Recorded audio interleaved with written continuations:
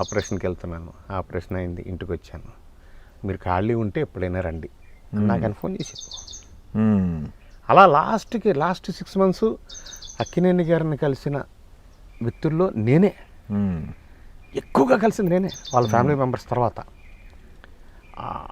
నాతోనే ఆయన అలా స్వేచ్ఛగా మాట్లాడటానికి కానీ తన అభిప్రాయాలు చెప్పడానికి కానీ చాలా ఇష్టపడేవాడు. లాంచ్లోకి అలా తీసుకొచ్చేవాళ్ళం, అక్కడ కూర్చుని మీ ఇద్దరుగా కూర్చునేవాళ్ళం. మళ్ళీ సరేనండి బయలుదేరండి చీకటి అవుతుంది కదా అనేవారు.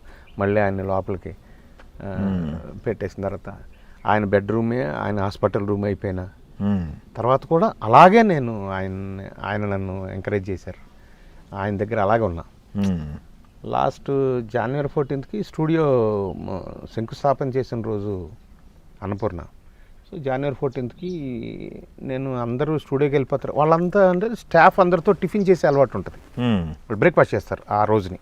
14th రోజు మొత్తం అందరు ఫ్యామిలీ అంతా అక్కడ.